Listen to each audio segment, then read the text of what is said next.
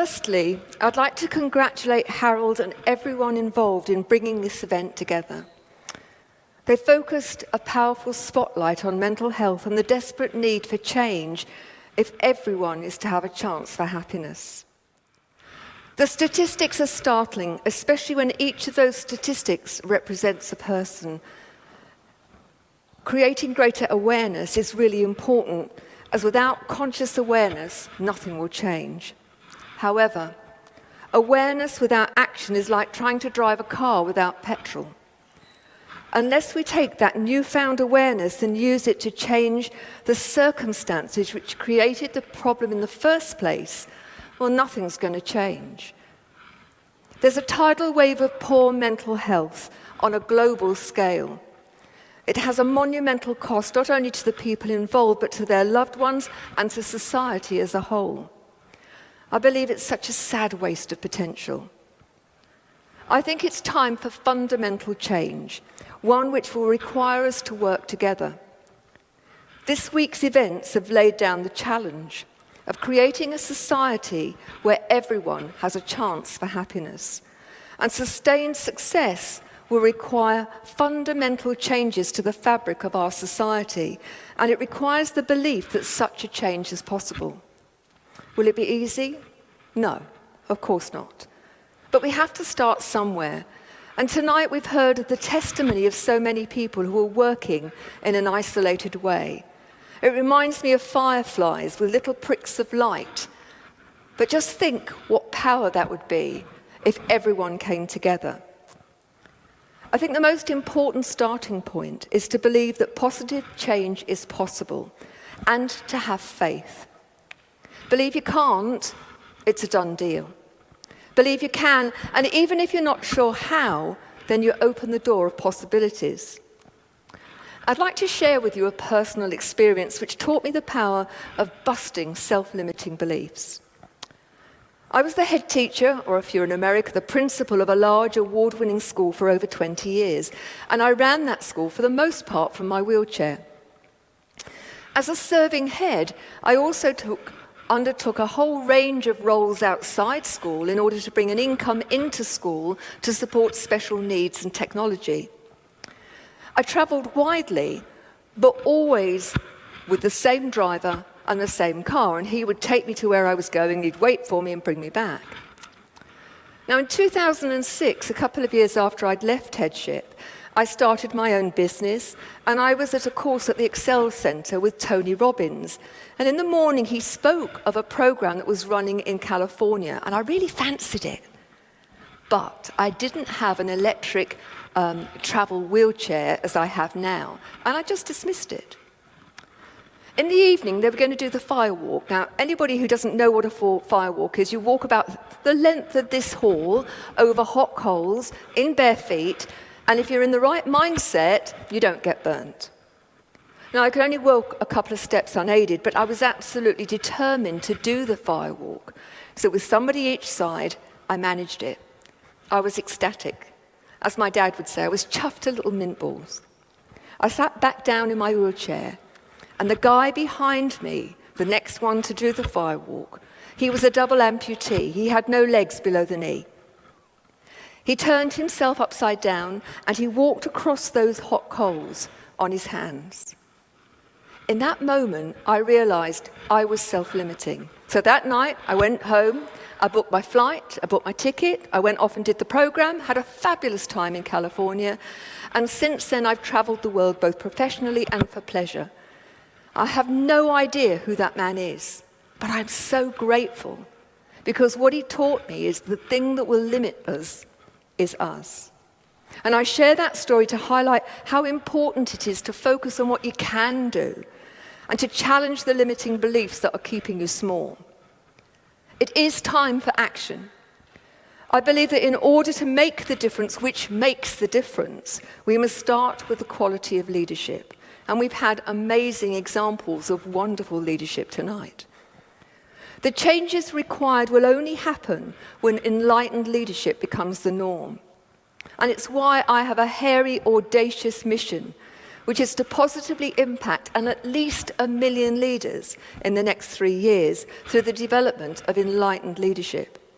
And that's leadership based on integrity, compassion, and the courage to do what's right rather than what's easy or self-serving. Every enlightened leader makes a positive difference to those they lead, but I believe the magic goes so much further, because as they become enlightened, they look for the potential in others and they nurture enlightened leadership in others. And so the ripple goes out within our own lives, within the lives of families, and into the wider society. So I'm inviting each one of you here, and those of you that are listening to the replay, listening to it live or in future times, to support and help me in achieving that mission in whichever way you can.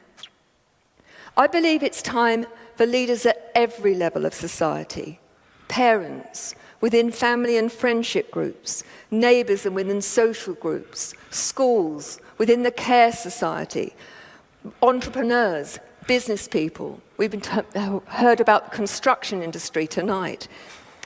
And for those in government, to step into their genuine power. And for me, genuine power is the power to do good rather than to use that power to make dominion over other people. I want you to imagine, how would life be if enlightened leadership was the norm? And I'd like you to just think about a world.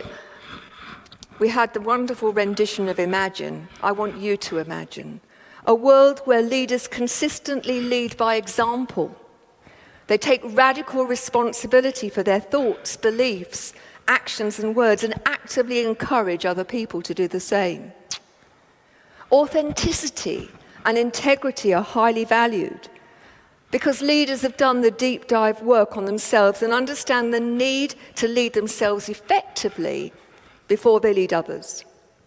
They act as a great role model. They walk their talk, even when life gets tricky. Just imagine a world where leaders leave their ego under the pillow with their PJs or their nightie when they come to work. That they own their own mistakes and they learn from them. That there's a shared understanding of the core values and behaviors which underpin them, and everyone is held to the gold standard. Imagine a world where there's a climate of learning, collaboration, cooperation for the greater good. Compassion being a core leadership value. Imagine a world where leaders consistently demonstrate that they care about others and the environment, where there's an understanding that coming from a place of love is anything but pink and fluffy, because you can hold people to account so much more effectively when they know that you have explicit, high shared expectations of them, where they're fair, leaders are fair, and that they really care about the people who work with them and have their best interests at heart. A world where trust is earned and respect is given, even when there's a difference of opinion, and there's a strong sense of purpose, communicated effectively and shared with those involved, so that when difficult decisions are made, and of course we have to make difficult decisions, there's confidence that the decisions are being made for the right reasons. Leaders see their team as treasure. They look for the potential within it and they nurture it. Just think about a world where leaders have the ability to bring out the best in individuals, teams, and their organizations as a whole, where every person is valued for them, who they are, and credit and thanks are given fulsomely. I want a world where leaders have the courage to make the difficult decisions, but know that they've earned the confidence of others who recognize that decisions are made for the right reasons, even when they're unpopular. Where leaders engage in meaningful collaboration, where finding effective and lasting solutions is the priority, rather than stroking egos, scoring points, or lining pockets. I want a world where leaders harness the collective experience, expertise, creativity, and solution finding to give everyone the very best chance of happiness in life. There's a monumental shift which happens when we work together to identify and implement strategic solutions. Our words and our actions matter. Every word we utter, every action we take, how and when, or if we do it at all, leaves a living legacy. Just listen to these two words and think about the difference in the living legacy that they leave. Oh, thank you. It was a wonderful speech. Thank you. Just remember, what living legacy are you leaving moment by moment? And what else can you do? When things aren't right, but the issue feels too big to tackle, or because we simply don't know what to do, it's all too easy to feel impotent and to do nothing. That's when we need to engage with others. That's why events like this are so important. We need to engage to harness the power of our combined experience, expertise, creativity, and consciousness. Individually, we have the power to make a difference. Together, we have the power to create and sustain lasting positive change. Coming to events like this are important, but they're simply the catalyst for change. If we always do what we've always done, then we're going to carry on having exactly what we've got now.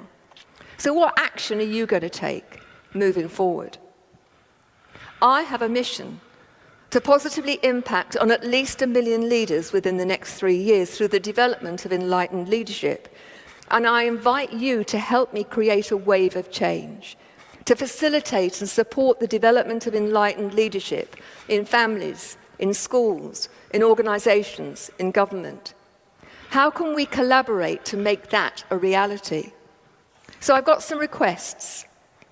If you have the ear of senior decision makers, please make the introduction. If you have a platform where I can share the message, please invite me.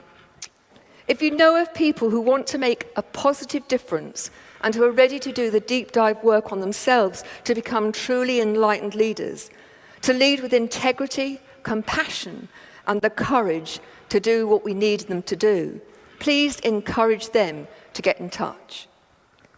Together we can create the change and give everyone a chance for happiness.